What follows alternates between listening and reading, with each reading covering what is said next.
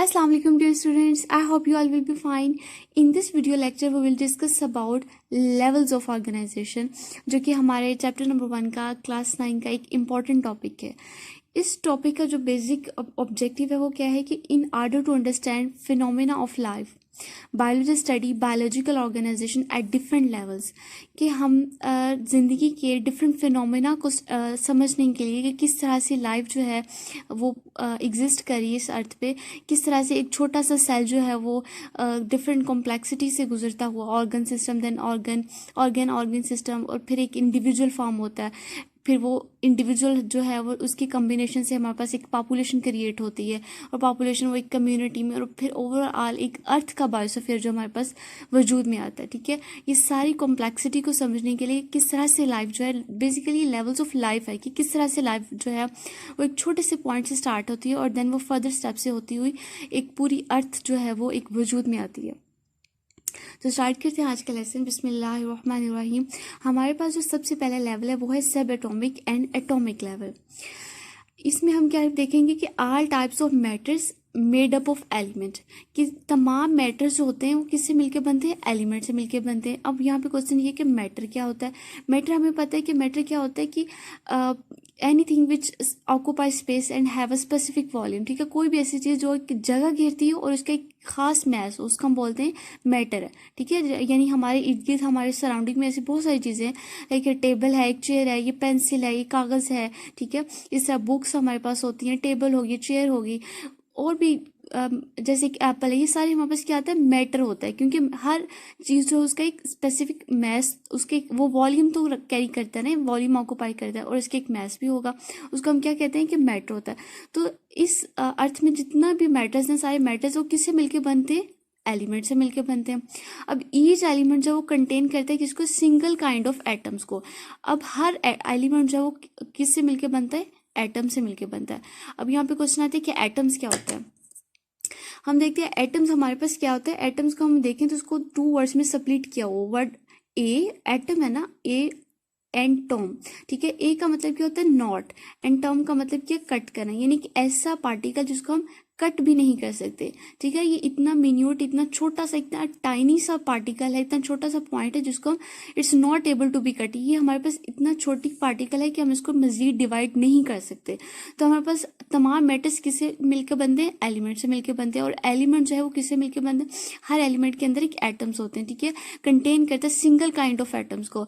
और एटम हमें पता है कि इतना छोटा सा पार्टिकल है जिसको हम क्या कर सकते, कट भी नहीं कर सकते. ठीक है, अब हम इसको मजीद देखेंगे. हमें पता है कि atoms are made up of subatomic particles, कि एटम जो है हमें देखा कि वो इतना छोटा पार्टिकल है जिसको हम डिवाइड नहीं कर सकते. अब वो बता रहे हैं कि एक एटम जो है वो भी मजीद छोटे छोटे पार्टिकल से मिलकर बनता है, जिसको हमने कहा कि सब एटॉमिक पार्टिकल्स. और वो कौन से पार्टिकल्स हैं, electrons, protons and neutrons.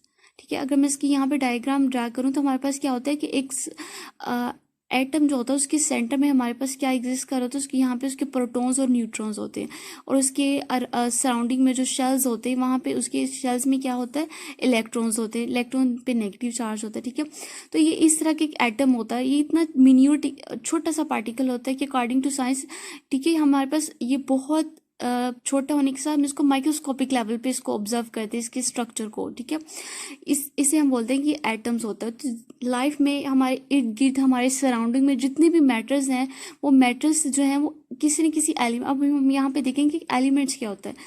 Elements हमें पता है, आप लोगों ने पीरियोडिक टेबल में भी देखा होगा केमिस्ट्री में, कि पीरियोडिक टेबल में हमारे पास 118 जो है वो टोटल एलिमेंट्स एग्जिस्ट करते हैं. अब 118 में से 92 एलिमेंट्स ऐसे जिसको हम बोलते हैं these are naturally occurring elements, यानी हमारे पास कुदरती तौर पर एलिमेंट्स पाए जाते हैं. और इन 92 एलिमेंट्स में से हमारे पास 16 ऐसे जिनको हम बोलते हैं कि बायो एलिमेंट्स. बायो का मतलब हमें बार बार बता रहे हैं, पहले से पढ़ते आ रहे हैं. बायो का मतलब क्या होता है, लिविंग थिंग्स, लाइफ.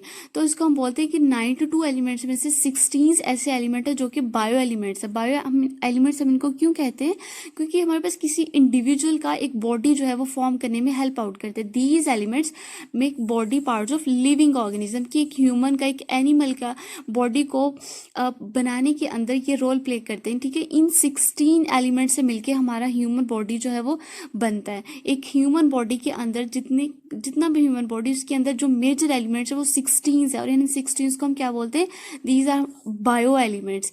अब इन 16 में से जो 10 एलिमेंट्स ऐसे हैं जिनको हम बोलते हैं कि बहुत छोटा सा इनका रोल होता है। 16 हमारे पास टोटल है, 16 में से 10 ऐसे एलिमेंट्स हैं जो कि 1% बॉडी मास बनाते हैं, और बाकी जो 6 हैं वो 99% बॉडी मास बनाते हैं। अब इन 6 में से कौन से हैं, oxygen, carbon, hydrogen, nitrogen, calcium और फास्फोरस। और बाकी जो 10 एलिमेंट्स है जो कि 1% बॉडी मास बनाते हैं, उनमें क्या है, पोटाशियम है, सल्फर है, क्लोरीन है, सोडियम है, मैग्नीशियम है, फेरस है, कॉपर है, मैग्नीज है, जिंक है, इसी तरह हमारे पास आयोडीन है। ये वो वाले बायो एलिमेंट्स है जो कि बॉडी का सिर्फ 1% मास बनाते हैं। 16 हमारे पास कुल बायो एलिमेंट्स है, और 16 में से हमारे पास जो 6 एलिमेंट है वो एक ह्यूमन बॉडी का 99% यानी ज़्यादा मेजर रोल इनका होता है। बाकी जो 10 होते हैं वो भी ह्यूमन बॉडी के बनाने में हेल्प आउट करते हैं, बट उनका रोल बहुत माइनर होता है, सिर्फ 1% होता है। यहाँ पे एक हमारे पास डायग्राम है जहाँ पे क्लियरली हमें समझ आ जाएगी कि एक ह्यूमन बॉडी के अंदर 65% जो होती है वो ऑक्सीजन होती है, ठीक है। ह्यूमन बॉडी 65% ऑक्सीजन को कैरी करता है। इसी तरह कार्बन की जो मिकदार है वो ह्यूमन बॉडी में 18% होती है टोटल मास के मुताबिक ना, और हाइड्रोजन जो है वो 10% होती है। इसी तरह नाइट्रोजन 3% है, कार्बन हमारे पास 2% है, फास्फोरस जो है वो हमारे पास 1%, ठीक है। ये तमाम फास्फोरस से लेके ऑक्सीजन तक हमारे पास जो सारे एलिमेंट्स ये मिलके 99% जो है वो कंप्लीट कर देते हैं। इसके अलावा जो 1% है वो उस 1% में हमारे पास ये सारे एलिमेंट्स आ जाते हैं, सारे बायो एलिमेंट्स आ जाते हैं, ठीक है। Potassium, sulphur, chlorine, sodium, manganese, ठीक है, ये सारे हमारे पास 1% बॉडी मास बनाते हैं। और ये वाले यहाँ से लेके ये सारा बॉडी यहाँ तक जो हमारे पास ये ऑक्सीजन कैरी करता है, सॉरी ऑक्सीजन से लेके फास्फोरस तक ये सारे एलिमेंट्स होते हैं। 6 एलिमेंट है जो कि 99% हमारे ह्यूमन बॉडी का बॉडी बनाते हैं, और बाकी जो 1% है वो ये 10 एलिमेंट्स, इन 10 में ये सारे 10 एलिमेंट्स होते हैं, ये मिलके 1% बनाते हैं। तो हमने ये सब एटॉमिक और एटॉमिक लेवल में क्या देखा कि एक मैटर या जो भी हमारे सराउंडिंग में कोई भी चीज़ एग्जिस्ट करती है, एक छोटे से पॉइंट से हमने स्टार्ट किया लाइफ का कि हमारे पास एक एटम जो है वो मज़ीद सब, जिसको हमने देखा कि वो मज़ीद हम कट नहीं कर सकते, वो भी हमने देखा है कि उसके अंदर भी सब एटॉमिक पार्टिकल्स हैं, जिसमें हमने प्रोटॉन्स, न्यूट्रॉन्स और इलेक्ट्रॉन्स को देखा, ठीक है। ये वाले उसके सब एटॉमिक पार्टिकल्स हैं। अब ये सारे एटम्स मिलके क्या बनाते हैं, हमारे पास एक एलिमेंट बना रहे होते हैं। अब ये एलिमेंट हमारे पास मिलके क्या बनाते हैं, मैटर बनाते हैं, ठीक है। और हमने एलिमेंट्स को देखा है कि अगर ह्यूमन बॉडी की बात की जाए तो एक ह्यूमन बॉडी के अंदर वैसे तो नेचर में 92 एलिमेंट नेचुरली ऑकरिंग एलिमेंट है, लेकिन ह्यूमन बॉडी के लिविंग ऑर्गेनिज्म की बात की जाए तो उनके अंदर 16 एलिमेंट जो वो मेजर रोल प्ले करते हैं ह्यूमन बॉडी को बनाने में। और इन 16 में से 6 जो हैं वो बहुत ज़्यादा रोल प्ले करते हैं, वो 99% बनाते हैं, और बाकी जो 10 एलिमेंट है वो 1% बनाते हैं, ठीक है। तो ये हमारे पास एक बेसिक लेवल था ऑर्गेनाइजेशन का, जिसमें हमने सब एटॉमिक और एटॉमिक को देखा। इसके बाद हमारे पास आता है मॉलिक्यूलर लेवल। मॉलिक्यूलर लेवल में क्या होगा कि मॉलिक्यूलर लेवल में हमने जैसे बायो एलिमेंट्स को देखा ना कि डिफरेंट जो बायो एलिमेंट्स जब आपस में मिलते, बायो एलिमेंट्स हमने देखा 16 थे, ठीक है, कार्बन, ऑक्सीजन, नाइट्रोजन। तो ऑर्गेनिजम्स के अंदर bio elements are not isolated. Isolated का मतलब क्या है कि अलहदा अलहदा नहीं है। ऑल एलिमेंट्स कंबाइन टुगेदर, जितने भी एलिमेंट्स वो आपस में मिलेंगे। नहीं, अगर हमने देखा कार्बन है, ह्यूमन के बॉडी के अंदर सिर्फ कार्बन तो नहीं ना होगी, कार्बन, ऑक्सीजन, ये सारे एलिमेंट्स आपस में मिलेंगी, इनकी कम्बिनेशन से ऑल एलिमेंट्स कंबाइन टुगेदर। जितने भी हमने देखा कार्बन थी, ठीक है, कार्बन को हमने देखा, ऑक्सीजन को देखा, हाइड्रोजन को देखा, ये सारे हमारे पास क्या है, हमारे पास एलिमेंट्स हैं। ये सारे एलिमेंट्स ह्यूमन बॉडी के अंदर जब मिलते हैं, ऑल एलिमेंट्स कंबाइन टुगेदर, तमाम एलिमेंट्स आपस में मिलते हैं, और जब वो मिलते हैं उनके कम्बिनेशन से हमारे पास एक स्टेबल फॉर्म आ जाती है, यानी एक बैलेंस फॉर्म आ जाती है, और इस बैलेंस फॉर्म को हम कहते हैं कि इट्स कॉल्ड मॉलिक्यूल। और अगर ह्यूमन ऑर्गेनिजम्स की बात की जाए तो उसके अंदर हम कहते हैं इट्स कॉल्ड बायोमॉलिक्यूल, क्योंकि वो ह्यूमन ऑर्गेनिज्म के अंदर होगा। अब क्वेश्चन यहाँ पे ये है कि ये जो सारे एलिमेंट्स होते हैं जिसमें हमने देखा है ऑक्सीजन है, हाइड्रोजन है, नाइट्रोजन है, फास्फोरस है, सल्फर है, मैग्नीशियम है, ये सारे एलिमेंट्स आपस में कंबाइन तो होते हैं, लेकिन ये किस तरह से कंबाइन होते हैं, ये थ्रू आयनिक और कोवलेंट बॉन्डिंग, ठीक है। इसमें 2 बॉन्डिंग एग्जिस्ट कर रही होती है, एक तो कोवलेंट और सेकंड हमारे पास आयनिक। इसके अलावा और भी बहुत ज़्यादा कॉम्प्लेक्स बॉन्डिंग हो जाती है। ये बेसिकली दोनों टर्म जो है वो केमिस्ट्री से होती हैं। कोवलेंट में हमारे पास जिससे हमने देखा ना कि एक एटम होता है, हमारे पास एक एटम है, एटम्स के अंदर सराउंडिंग में उसके शेल्स में जो है वो इलेक्ट्रॉन रिवॉल्व कर रहे होते हैं। इसी तरह एक दूसरा एटम होगा, वो आपस में मिलेगा, ठीक है, उसके भी सराउंडिंग में शेल्स में जो है वो इलेक्ट्रॉन्स होंगे, सेंटर में उसके प्रोटॉन्स और न्यूट्रॉन एग्जिस्ट करेंगे। इन एटम्स हमने देखा ना, एटम्स एक छोटा लेवल था, एटम्स मिले तो हमारे पास क्या बना, एक पार्टिकल बना जिसको हमने नाम दिया एलिमेंट का, ठीक है। अब एलिमेंट्स जब आपस में मिलते हैं तो उनके मिलने से हमारे पास मॉलिक्यूल बनता है। तो ये एलिमेंट्स किस तरह से मिलेंगे, ये आयनिक और कोवलेंट बॉन्डिंग के थ्रू मिलेंगे। आयनिक में हमारे पास क्या होता है कि भाई इलेक्ट्रॉन्स जो होते हैं ना ये ट्रांसफर होते हैं मुकम्मल तौर पे। इसी तरह कोवलेंट में ये जो इलेक्ट्रॉन्स होते हैं ये आपस में एटम आपस में शेयर कर रहे होते हैं। यानी शेयरिंग की अगर बात की जो इसको बोलते हैं कोवलेंट बॉन्डिंग, और अगर उनकी ट्रांसफर हो तो आयनिक बॉन्डिंग होती है। तो इस तरह जो है वो डिफरेंट एलिमेंट्स आपस में कंबाइन करते हैं बॉन्डिंग्स के थ्रू, और जब वो आपस में मिलते हैं तो हमारे पास एक स्टेबल फॉर्म आ जाती है जिसको हम कहते हैं कि बैलेंस फॉर्म आ गई हमारे पास।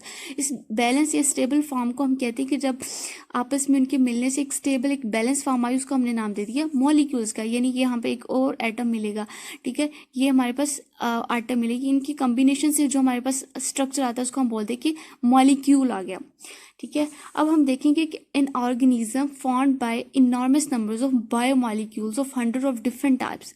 एक इंडिविजुअल की बात की जाए, एक ऑर्गेनिज्म की बात की जाए, एक ह्यूमन बॉडी की बात की जाए तो उसमें बहुत ज़्यादा, इनॉर्मस का मतलब होता है तादाद में कई, बहुत ज़्यादा नंबर्स ऑफ बायोमॉलिक्यूल से मिलकर बनते हैं, ठीक है, जिसमें 100 ऑफ डिफरेंट टाइप्स आ। यानी एक ह्यूमन बॉडी की अगर बात की जाए तो ह्यूमन बॉडी के अंदर इतने ज़्यादा मॉलिक्यूल्स हैं, क्योंकि हमने देखा है कि एटम तो ऐसा पार्टिकल जिसको हम डिवाइड भी नहीं कर सकते ना, वो नॉट कट है, और वो इतने छोटे छोटे एलिमेंट्स आपस में, पार्टिकल्स आपस में मिलेंगे, छोटा सा एक मॉलिक्यूल बनेगा। लेकिन हमें पता है कि ह्यूमन बॉडी तो इतना, उसमें इतनी डाइवर्सिटी है, इतनी ज़्यादा कॉम्प्लेक्सिटी है, तो वो उसके अंदर बहुत ज़्यादा तादाद में हम पाए जाएंगे मॉलिक्यूल्स, ठीक है। मॉलिक्यूल्स जो है organism form by enormous numbers of biomolecules. एक ह्यूमन बॉडी के अंदर डिफरेंट बायोमॉलिक्यूल्स जो होते हैं वो मिलते हैं तो फिर एक ह्यूमन बॉडी बनता है। These molecules have great variety and complexity. In molecules को हम कहते हैं कि इनके अंदर बहुत ज़्यादा वेराइटी होती है और कॉम्प्लेक्सिटी होती है। क्यों होती है? क्योंकि इनकी जो बॉन्डिंग का वे है वो वेरी करता है एक ह्यूमन ऑर्गेनिज्म के अंदर। जिस जिस तरह से डेवलपमेंट होती जाएगी एक बॉडी की, इस तरह से उनकी बॉन्डिंग में भी, उनकी बॉन्डिंग के वेज में भी कॉम्प्लेक्सिटी आती जाएगी, और अगर जितनी ज़्यादा कॉम्प्लेक्स होते जाएंगे उतनी ज़्यादा मॉलिक्यूल्स के अंदर वैरायटी आती जाएगी और हमारा ह्यूमन बॉडी जो है वो डेवलप होता जाएगा। अब हमने यहाँ पे अपने बायोमॉलिक्यूल्स को क्लासीफाई कर दिया इनटू दो इसकी मेजर क्लासिफिकेशन, जिसको हम देखते हैं माइक्रोमॉलिक्यूल्स और मैक्रोमॉलिक्यूल्स। माइक्रो का वर्ड जहाँ पे भी आए जिसका मतलब होता है छोटा, ठीक है, स्मॉल, टाइनी, मिन्यूट। मैक्रो का मतलब होता है लार्ज, यानी बड़ा साइज में। माइक्रोमॉलिक्यूल्स का मतलब क्या है कि छोटे मॉलिक्यूल्स। इस तरह मैक्रो का मतलब क्या है कि उनके वेट में जो है वो लार्ज होंगे, लार्ज मॉलिक्यूल। तो हमने इनको डेफिनेशन की वजह से देखें तो माइक्रो मॉलिक्यूल्स कौन से मॉलिक्यूल्स हैं? Having low molecular weight. इनका मॉलिक्यूलर वेट जो होता है वो लो होगा।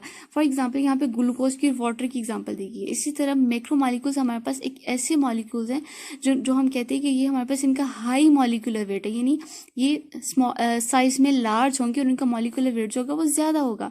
और इसकी एग्जाम्पल हमारे पास क्या है? स्टार्च है, प्रोटीन्स है और लिपिड्स है, ठीक है। ये हमारे पास मॉलिक्यूलर लेवल, जिसमें हमने क्या देखा है ओवरऑल यहाँ तक कि हमारे पास एटम्स जब हैं, एलिमेंट्स जो हैं वो मिलते हैं तो एलिमेंट्स की कम्बिनेशन से एक स्टेबल फॉर्म जो हमारे पास आती है, उस स्टेबल फॉर्म को हम कहते हैं मॉलिक्यूल। और अगर वो ऑर्गेनिज्म यानी ह्यूमंस के अंदर होगी या किसी भी लिविंग ऑर्गेनिज्म के अंदर होगी तो उस मॉलिक्यूल को ही नाम दिया बायोमॉलिक्यूल का। और एक ह्यूमन बॉडी के अंदर बहुत ज़्यादा वैरायटी में बायोमॉलिक्यूल्स जो हैं वो पाए जाते हैं। और इसकी दो मेजर क्लासिफिकेशन है जिसमें माइक्रो मॉलिक्यूल्स और मैक्रो मॉलिक्यूल्स हैं हमने देखे, ठीक है। माइक्रो लो मॉलिक्यूलर वेट और मैक्रो का मतलब क्या है? हमारे पास लार्ज होता है। ये हमारे मैक्रो का मतलब है लार्ज, यानी साइज में लार्ज होते हैं। इसी तरह माइक्रो का मतलब क्या है? स्मॉल होते हैं। इन दोनों की डेफिनेशन को अगर देखें तो हम कहते हैं कि लो मॉलिक्यूलर वेट और हैविंग हाई मॉलिक्यूलर वेट। इसके बाद हमारे पास जो नेक्स्ट लेवल आता है ऑर्गेनाइजेशन का वो है ऑर्गेनेली एंड सेल लेवल, ठीक है। अब पहले हमने क्या देखा था कि हमारे पास डिफरेंट एलिमेंट्स मिले थे, एलिमेंट्स की कॉम्बिनेशन से हमारे पास क्या बना था? हमने देखा कि वो मॉलिक्यूल्स हमारे पास है जिसको हम कहते थे बायोमॉलिक्यूल्स। ये मॉलिक्यूल्स या बायोमॉलिक्यूल्स। अब हम क्या देखें कि जब डिफरेंट बायोमॉलिक्यूल्स असेंबल, ये जो बायोमॉलिक्यूल्स असेंबलेज का मतलब क्या होता है, इकट्ठा होना, मिलना, उनका कम्बिनेशन, उनकी टुगेदरनेस, ठीक है। असेंबल है जो बायोमॉलिक्यूल्स, जब डिफरेंट बायोमॉलिक्यूल्स आपस में मिलते हैं तो उनके कम्बिनेशन से जो हमारे पास बनता है उसको हम बोलते हैं कि क्या बना हमारे पास, ऑर्गेनेली बन के। इसी तरह हमारे पास जब ऑर्गेनेलीज आपस में मिलती हैं, डिफरेंट ऑर्गेनेलीज जब आपस में इनका कम्बिनेशन होता है उसको हम बोलते हैं इट्स कॉल्ड सेल। और सेल को हम क्या बोलते हैं, it's also called the unit of life, यानी हमारे पास जिंदगी की एक बेसिक एक पॉइंट है, बेसिक इकाई है, एक बुनियादी इकाई है जिसको हम बोलते हैं कि सेल है। अब इसको मैं दोबारा बता देती हूँ। जैसे हमने पहले क्या देखा था कि हमारे पास डिफरेंट एटम्स मिले थे, एटम्स के मिलने से हमारे पास क्या बना था, एक एलिमेंट्स बन गया था, ठीक है। हमने एलिमेंट्स देखा था और एलिमेंट के कम्बिनेशन से हमारे पास क्या बना था, बायोमॉलिक्यूल्स बन के थे। अब हम क्या कह रहे हैं कि हमारे पास जब डिफरेंट बायोमॉलिक्यूल्स आपस में मिलते हैं, जिसमें हम देखें कि लार्ज मॉलिक्यूल भी होते हैं, स्मॉल मॉलिक्यूल्स भी होते हैं, तो उनके कम्बिनेशन से हमारे पास क्या बनते हैं, ऑर्गेनेलीज बनते हैं। और ऑर्गेनेलिस के कॉम्बिनेशन के हमारे पास क्या बनता है, सेल बनता है। अगर यहाँ पे मैं सेल की स्ट्रक्चर ड्रा करूँ तो सेल हमारे पास ह्यूमंस के एनिमल्स के अंदर, ह्यूमंस के अंदर ये सर्कुलर फॉर्म में होता है और प्लांट्स के अंदर ये स्क्वायर फॉर्म में होता है समहाउ। अब हमारे पास एक सेल के अंदर डिफरेंट ऑर्गेनेलिस एग्जिस्ट कर रही होती हैं। लाइक ये हमारे पास सेंटर में एक हमारे पास न्यूक्लियस होता है, इसके सराउंडिंग में सेल वॉल होती है, सेल मेम्ब्रेन होता है, ठीक है। इसी तरह यहाँ पे हमारे पास वैक्यूल्स एग्जिस्ट कर रहे होते हैं, हमारे पास माइटोकॉन्ड्रिया एग्जिस्ट कर रहे होते हैं, इसी तरह राइबोसोम्स होते हैं, हमारे पास लाइसोसोम्स होते हैं, हमारे पास गोल्जी अपरेटस एग्जिस्ट कर रही होती हैं। ये छोटे छोटे डिफरेंट ऑर्गेनेलीज होते हैं। ये हमारे पास जैसे न्यूक्लियस की बात करें, वैक्यूल की बात करें, यहाँ पे हमारे पास क्या होंगे, हमारे पास गोल्जी अपरेटस होंगे, लाइसोसोम्स होते हैं सम, और हमारे पास राइबोसोम छोटे छोटे होते हैं, साइज में स्मॉल भी होते हैं, लार्ज भी हो सकते हैं। इसी तरह हमारे पास गोल्जी अपरेटस हो गए, माइटोकॉन्ड्रिया हो गए, माइटोकॉन्ड्रिया होते हैं, ठीक है। ये सारे हमारे पास क्या होते हैं, इसको हम बोलते हैं कि दीज आल्स आर कॉल्ड, हमारे पास क्या कहलाती हैं, ऑर्गेनेलीज कहलाती है। ये हमारे पास ऑर्गेनेलीज होंगी और इन ऑर्गेनेलीज के कम्बिनेशन से हमारे पास क्या बन रहा होता है, एक सेल फॉर्म होता है। और हर ऑर्गेनेली जो होती है सेल के अंदर, इसका एक स्पेसिफिक फंक्शन होता है, वो एक खास परफॉर्म फंक्शन कर रही होती है। ऑर्गेनेलीज आर सब सेलुलर स्ट्रक्चर। सब सेलुलर से क्या मतलब है कि सेल का एक बेसिक सब है, यानी सेल से भी छोटे पार्टिकल्स होते हैं, सेल से भी छोटे जो होते हैं उनको हम बोलते हैं ऑर्गेनेलीज हैं। ये हमारे पास एक सेल की स्ट्रक्चर्स होती है जो कि सेल्स को मिलके बना रही होती हैं और स्पेशलाइज फॉर स्पेसिफिक फंक्शन। और हर ऑर्गेनेली का एक स्पेसिफिक फंक्शन होता है जो कि एक सेल के अंदर हर ऑर्गेनेली परफॉर्म कर रही होती है। जैसे हम देखें माइटोकॉन्ड्रिया का, तो ये किस में हेल्प आउट करेगी, सेलुलर रिस्पायरेशन में हेल्प आउट करेगी, यानी सेल की रिस्पायरेशन में माइटोकॉन्ड्रिया हेल्प आउट करेगी। इसी तरह राइबोसोम किस में हेल्प करते हैं, प्रोटीन की सिंथेसिस में हेल्प करते हैं, ठीक है, प्रोटीन को बनाने में हेल्प करते हैं। तो और भी डिफरेंट हमारे पास न्यूक्लियस होगा। इसी तरह सेल मेम्ब्रेन का फंक्शन होगा, वो सपोर्ट करेगी, सेल वॉल जो होगी वो स्ट्रेंथ देगी, ठीक है। यहाँ पे सेंटर में पास साइटोप्लाज्म एग्जिस्ट करो एक सेल के अंदर। तो ये सारी हमारे पास क्या होती है, ये ऑर्गेनेलीज होती है। हर ऑर्गेनेली का एक सेल के अंदर एक खास फंक्शन होता है जो कि वो परफॉर्म करती है, और हम इन सारी ऑर्गेनेलीज को क्या कहते हैं कि ये सेल की सब सेलुलर स्ट्रक्चर्स होती हैं, ठीक है। ये हमारे पास क्या बने, ये ऑर्गेनेली और ऑर्गेनेली सेल लेवल था। हमने क्या देखा कि हमारे पास जब आटम्स के कम्बिनेशन से एलिमेंट्स बना, फिर एलिमेंट के कम्बिनेशन से हमारे पास क्या बना, बायोमॉलिक्यूल्स बने, ठीक है। अब बायोमॉलिक्यूल्स जब आपस में जब मिलते हैं, उनकी इकट्ठे होते हैं, टुगेदरनेस होती है, तो हमारे पास क्या बनती है, एक ऑर्गेनेली। यानी हमारे पास एक माइटोकॉन्ड्रिया एक अलग से ऑर्गेनेली है, न्यूक्लियस एक ऑर्गेनेली, वैक्यूल एक ऑर्गेनेली है, राइबोसोम एक ऑर्गेनेली, लाइसोसोम ऑर्गेनेली है, क्लोरोप्लास्ट होते हैं, ये सारी क्या है, ऑर्गेनेलीज हैं। ये सारी ऑर्गेनेलीज जब हमारे पास मिले तो हमारे पास एक पूरा स्ट्रक्चर बन गया जिसको हमने क्या नाम दिया, सेल का नेम दिया। तो ये हमारे पास एक सेल बना, और सेल हमारे पास क्या होती है, यूनिट ऑफ लाइफ होता है, यानी हमारे पास जिंदगी की एक बेसिक इकाई होती है, और ये बहुत छोटा सा होता है। ये भी हम माइक्रोस्कोपिक लेवल पे जब ऑब्जर्व करते हैं एक सेल को, तो हमें पता चलता है कि इसके अंदर डिफरेंट जो है छोटी छोटी ऑर्गेनेलीज जो है वो पाई जाती हैं, ठीक है। ये हमारे पास ये वैसे हमारे पास एक 4th चैप्टर जिसमें हम इसको डिटेल से भी स्टडी करेंगे सेल को, लेकिन हम यहाँ पे क्या देख रहे हैं, यहाँ पे यही हम देख लेते हैं कि हमारे पास एक सेल जो है वो एक बेसिक लेवल है एक लाइफ का, यानी जिंदगी को एक छोटा सा एक ऐसा पॉइंट होता है कि डिफरेंट सेल्स आपस में इनकी कम्बिनेशन से हमारे पास एक इंडिविजुअल फॉर्म होता है, ठीक है। इसलिए हम इसको कहते हैं कि जिंदगी की बेसिक इकाई है।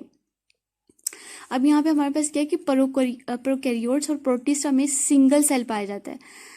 अब यहाँ पे जो प्रोकैरियोट्स और प्रोटिस्ट होते हैं ना, ये हमारे पास यूनिसेलुलर होते हैं। यूनिसेलुलर मतलब इनके अंदर सिर्फ सिंगल सेल होता है, ये माइक्रोस्कोपिक होते हैं। प्रोटिस्ट भी एक और ऐसी ऑर्गेनिजम्स का ग्रुप है जो भी ये भी सिंगल सेल पे होता है, कैरी करता है। जैसे हमारे पास अमेबा है, पैरामीशियम है, ये सारे प्रोटिस्ट में आते हैं, ठीक है।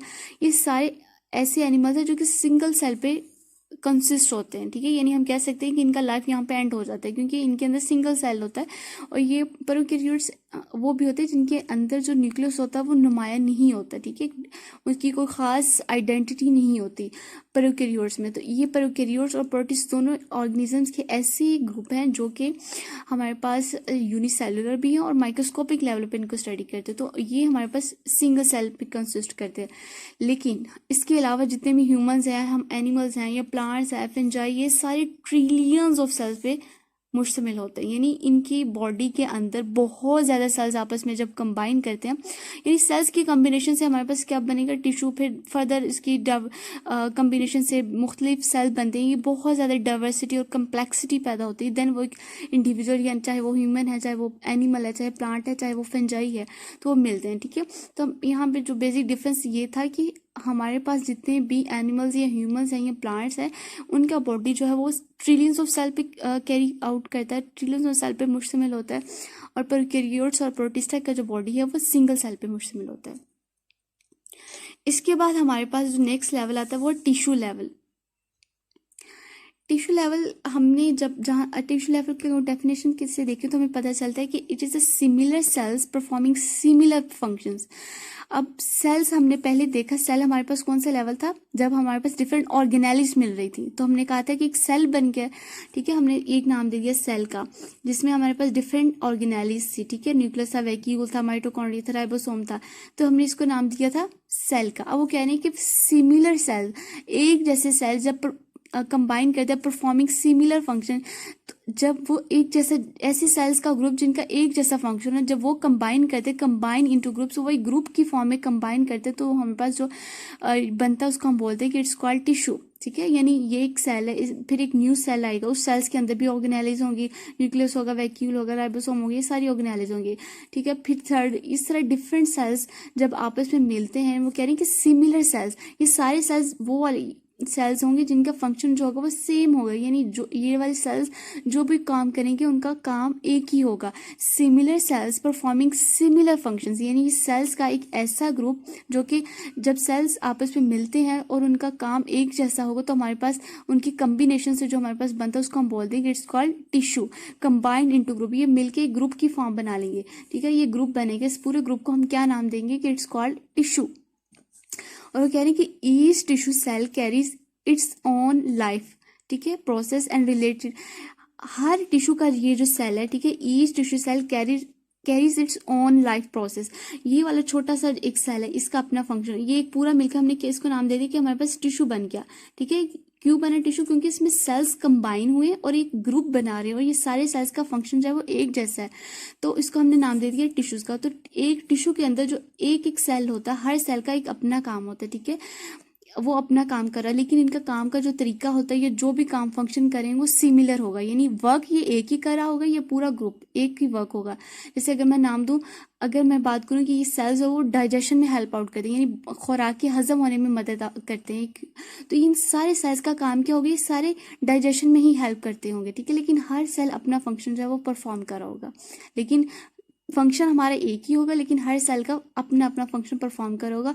और इनके कम्बिनेशन से एक ग्रुप बनता है, एक स्टेबल फॉर्म बनती है, जिसको हम नाम देते हैं टिश्यू, ठीक है। अब ये ह्यूमंस के अंदर, एनिमल्स के अंदर, प्लांट्स के अंदर डिफरेंट टाइप्स के हमारे पास टिश्यूज पाए जाते हैं। जैसे हमने देखा था कि सेल्स और ह्यूमंस बॉडी के अंदर ट्रिलियंस ऑफ सेल्स हैं, इसी तरह प्लांट्स, ह्यूमंस और सब के अंदर, एनिमल्स के अंदर टिश्यूज जो वो भी डिफरेंट टाइप्स के होते हैं, ठीक है। जैसे प्लांट टिश्यू की जो हमारे सिलेबस में जिसको डिस्कस किया, वो 2 मेजर टाइप्स को डिस्कस किया, एपिडर्मल टिश्यूज को और ग्राउंड टिश्यूज को, ठीक है। एपिडर्मल टिश्यूज होते हैं वो एक प्लांट के आउटर मोस्ट लेयर को बना रहे होते हैं। इसी तरह ग्राउंड टिश्यू भी एक बल्क फॉर्म होता है टिश्यूज का, जिसके अंदर डिफरेंट कोलन कामा क्लैरन कामा ये सारे टिश्यूज इसके अंदर आ रहे होते हैं। इसी तरह एनिमल्स के अंदर भी डिफरेंट टिश्यूज पाए जाते हैं। यहाँ पे डिस्कस किया नर्वस टिश्यूज को, मस्कुलर टिश्यू को।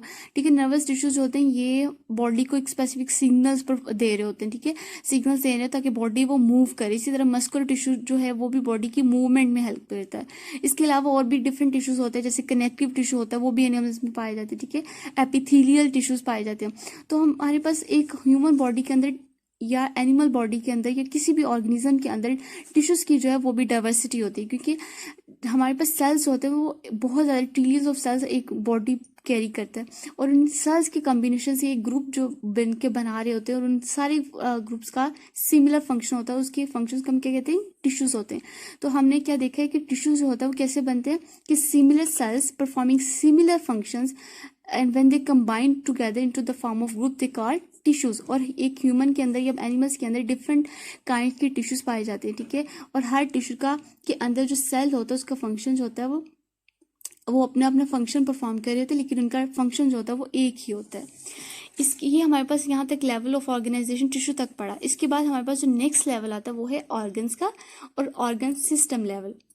ये वाले लेवल हम देखें, यहाँ इसकी डेफिनेशन को देखें कि more than one type of tissue having related function and when they organize together they form group organ. Sorry, अब इसकी डेफिनेशन क्या है, जैसे हमने पहले देखा था स्टार्ट में, हमने क्या शुरू से हम पढ़ते आ रहे हैं कि हमारे पास मॉलिक्यूल्स कैसे बने थे, जब हमारे पास डिफरेंट एटम्स के कॉम्बिनेशन से एक एलिमेंट बना था। ठीक है, हमारे पास छोटे छोटे एटम्स जब आपस में मिलते हैं, जिसको हमने देखा था they are not able to be cut.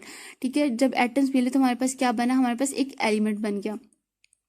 ठीक है, फिर हमने देखा कि वो एलिमेंट्स होते हैं वो डिफरेंट काइंड्स के होते हैं। ठीक है, नेचुरली ऑकरिंग 92 होते हैं। बायोमॉलिक्यूल्स का हमने नाम दिया, जैसे कार्बन, ऑक्सीजन, हाइड्रोजन। जब वो सारे आपस में मिले बायोमॉलिक्यूल्स, तो हमारे पास क्या बनी, एक ऑर्गेनेली बन गई। ठीक है, ऑर्गेनेली में हमने देखा था जैसे न्यूक्लियस है, माइटोकॉन्ड्रिया है, राइबोसोम है, सेल वॉल है, ये सारे हमारे पास ऑर्गेनेलीज थी। अब ऑर्गेनेलीज जब हमारे पास बन गई तो हमारे पास क्या बना, एक सेल बन गया। ठीक है, डिफरेंट ऑर्गेनेलीज जब आपस में कंबाइन होंगे कम्बिनेशन से हमारे पास एक सेल बना, छोटी सी जो स्ट्रक्चर थी उसके अंदर डिफरेंट ऑर्गेनेलीज थे, और हमने इसको नाम दिया था ये यूनिट ऑफ लाइफ है।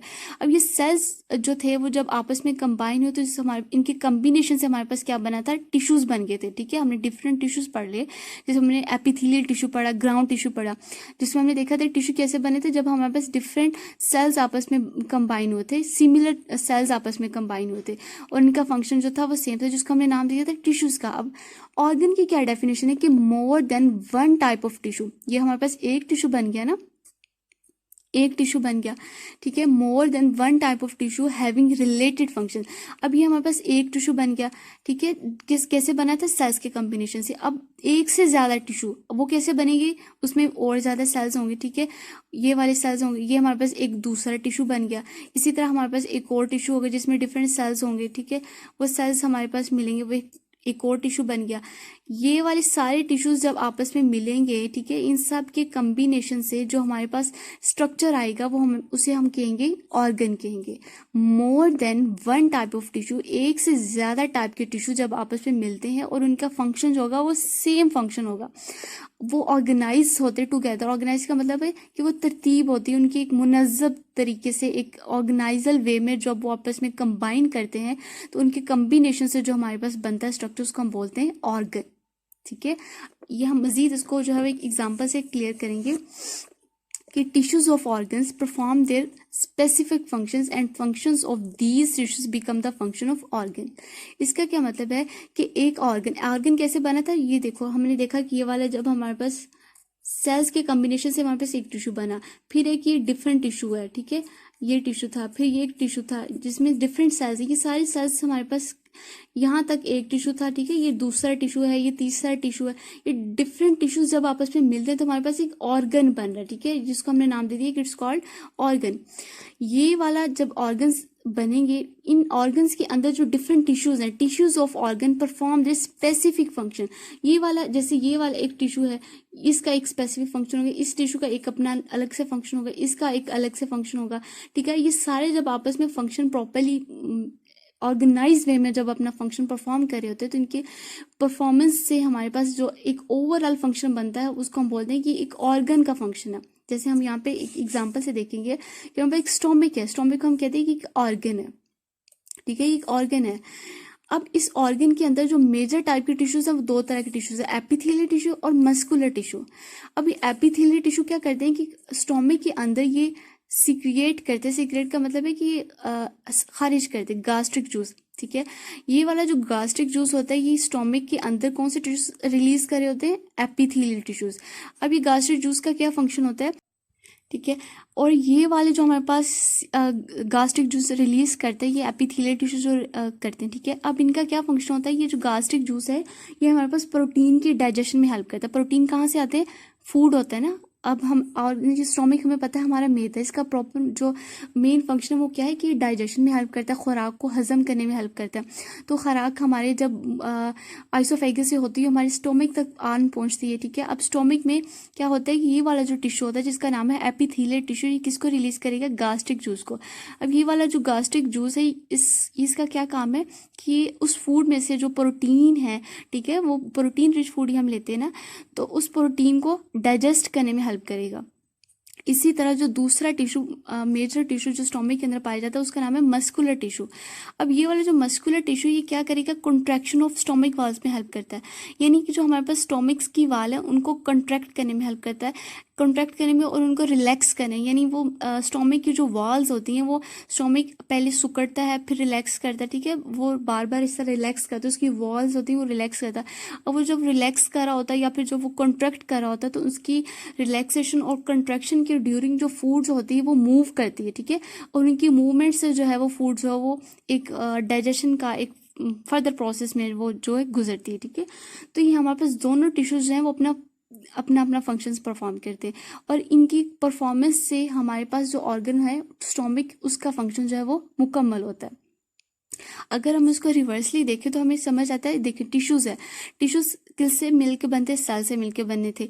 अब ये जो टिश्यूज है इन दोनों का अपना अपना फंक्शन, ये वाला टिश्यूज है जो है ना मस्कुलर टिश्यू, इसके अंदर भी डिफरेंट सेल्स होंगे, वो वाले सेल्स अपना फंक्शन, उन सारे सेल्स का फंक्शन सेम होगा, ठीक है। तो वो सारे सेल्स जो हैं वो मिलकर जो टिश्यूज बना रहे हैं, सारे इस वाले टिश्यू का क्या काम है कि वो कंट्रैक्शन में हेल्प कर रहा है। इसी तरह जब दूसरा टिश्यू जिसका फंक्शन इस वाले टिश्यू से मुख्तलिफ है, ठीक है, इसके अंदर जितने भी सेल्स होंगे, इस वाले एपिथेलियल अंदर के अंदर जितने भी सेल्स होंगे छोटे छोटे, उन सेल्स का सेम फंक्शन होगा। और इस पूरे टिश्यू का क्या फंक्शन है, ये किसको रिलीज करे, गास्ट्रिक जूस को रिलीज करे। अब देखें ये दोनों टिश्यूज के फंक्शंस आपस में डिफरेंट है, ठीक है, लेकिन इन दोनों टिश्यूज के अंदर जो सेल्स होंगे उन सेल्स का फंक्शन जो है वो सेम होगा।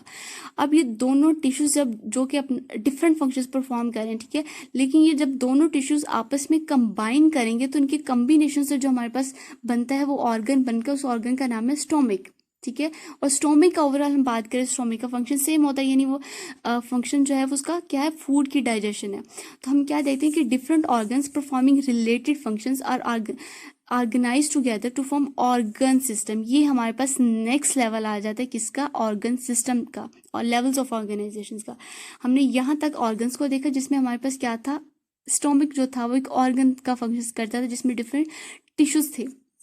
अब हमारे पास ऑर्गन सिस्टम कैसे बनेगा कि हमारे पास डिफरेंट ऑर्गन्स जो होंगे वो जब आपस में मिलते हैं और उनका फंक्शन जो होगा performing related functions are organize together, वो आपस में कंबाइन करते हैं तो उनके कम्बिनेशन से हमारे पास क्या बनता है, एक ऑर्गन सिस्टम बन जाता है।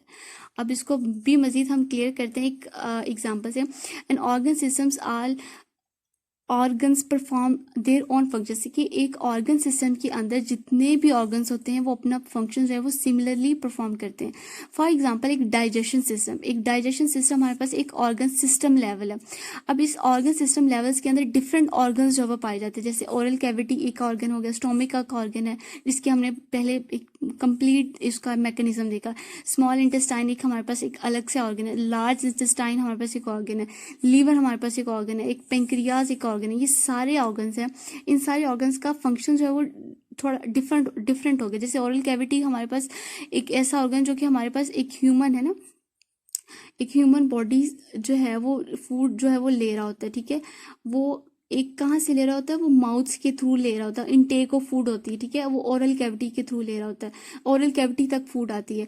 इसके बाद यानी माउथ एक ऑर्गन है, तो उसका फंक्शन क्या है कि वो फूड को इनटेक कर रहा है, ठीक है, फूड को ले रहा है। इसी तरह अब फिर वो फूड जो होती है वो आइसोफेगस से होती हुई कहाँ तक पहुंचती है, स्टोमिक तक आ जाती है, स्टोमिक से होती हुई फिर वो पेंक्रियास भी उसको हेल्प आउट करता है, फिर वो स्मॉल इंटेस्टाइन से होती हुई, लार्ज इंटेस्टाइन से होती है, बॉडी से रिलीज भी हो जाती है, जो इनडाइजेस्टिबल पार्ट होता है। तो देखा जाए तो फूड के लेने से लेकर फूड के बॉडी के रिलीज होने तक ये पूरा प्रोसेस जिसको हम नाम दे दिए डाइजेशन का, फूड की डाइजेशन, ये कौन सा एक सिस्टम है, ये ऑर्गन सिस्टम है। और इस ऑर्गन सिस्टम में डिफरेंट ऑर्गन्स आ रहे हैं, जैसे ओरल कैविटी है, हमारे पास स्टोमिक है, स्मॉल इंटेस्टाइन है, लार्ज इंटेस्टाइन है, लीवर है, पेंक्रियाज है, ये डिफरेंट ऑर्गन्स है। और हर ऑर्गन का फंक्शन जो है वो बाकी ऑर्गन से तो डिफर होगा, लेकिन इस पूरे ऑर्गन सिस्टम का फंक्शन एक ही है, वो क्या है, फूड की डाइजेशन।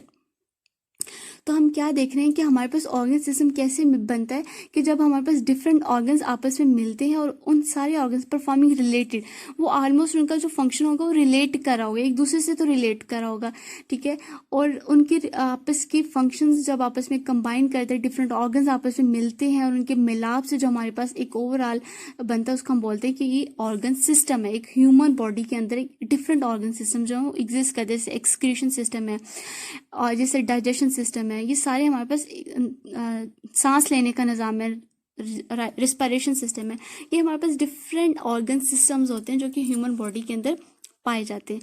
तो अगर हम इस ऑर्गन और ऑर्गन सिस्टम लेवल को एक दफ़ा समराइज करें तो हमें क्या समझ आती है कि हमारे पास जब डिफरेंट टिश्यूज़ होते हैं ना, जो हमारे पास डिफरेंट टिश्यूज होते हैं, उनके मिलने से हमारे पास ऑर्गन बनता है। टिश्यूज हमने देखा था किससे मिलके बनते हैं, एक सेल से बनके बनते हैं, ठीक है। टिश्यूज हमारे पास कैसे बनते हैं, सेल्स के कॉम्बिनेशन, ग्रुप ऑफ सेल्स बनते हैं। जब वो डिफरेंट ग्रुप ऑफ सेल्स आपस में मिलते हैं तो हमारे पास क्या बनता है, एक टिश्यू बनता है। और टिश्यूज के आपस के कॉम्बिनेशन हमने क्या देखा था, हमारे पास एक ऑर्गन बन जाता है। ऑर्गन को हम जैसे फॉर एग्जांपल हमारे पास स्टोमिक एक ऑर्गन है, हमारे पास ओरल कैविटी का ऑर्गन है, स्मॉल इंटेस्टाइन एक ऑर्गन है, लार्ज इंटेस्टाइन एक ऑर्गन है। ये हमारे पास सारे क्या है, ऑर्गन्स है। ये कैसे मिलके बने थे, हमारे पास टिश्यूज के कॉम्बिनेशन से बनते थे। और एक ऑर्गन के अंदर जो हर तरह के डिफरेंट टाइप्स के टिश्यू पाए जाते हैं, हर टिश्यू का फंक्शन जो है वो डिफरेंट होगा दूसरे टिश्यूज के। हमने देखा कि more than one type of का टिश्यू का मतलब हम यहाँ पे ऐसे भी कह सकते थे सिमिलर टिश्यू, लेकिन सिमिलर टिश्यू नहीं आएंगे, यहाँ पे हमारे पास डिफरेंट काइंड के टिश्यूज होते हैं, ठीक है। मोर than one type of tissues आपस में मिलते हैं और एक ऑर्गन के अंदर जितने भी टिश्यूज हो गए उनका फंक्शन होगा वो दूसरे टिश्यू से डिफर हो गया। और हर टिश्यूज के कॉम्बिनेशन से जो हमारे पास एक ऑर्गन बनता है, जैसे स्टोमिक है, इसी तरह हर ऑर्गन एक पूरे ऑर्गन सिस्टम के अंदर डिफरेंट ऑर्गन्स जो है वो एग्जिस्ट कर रहे होते हैं और उनके ऑर्गन सिस्टम्स के कॉम्बिनेशन से हमारे पास एक पूरा ह्यूमन बॉडी जो है वो फॉर्म होता है, जो कि हमारे पास इंडिविजुअल लेवल है, जो कि हम अपने नेक्स्ट लेक्चर में स्टडी करेंगे। तो आज के लेक्चर में हमने जो लेवल्स ऑफ ऑर्गेनाइजेशन पढ़े थे वो हमने देखा। हमारे पास atomic, subatomic levels, micro molecular level, then हमने टिश्यू लेवल देखा और ऑर्गन सिस्टम लेवल देखा। और in the next video we will discuss about individual level, population level, community level and biosophy level. So thanks for today.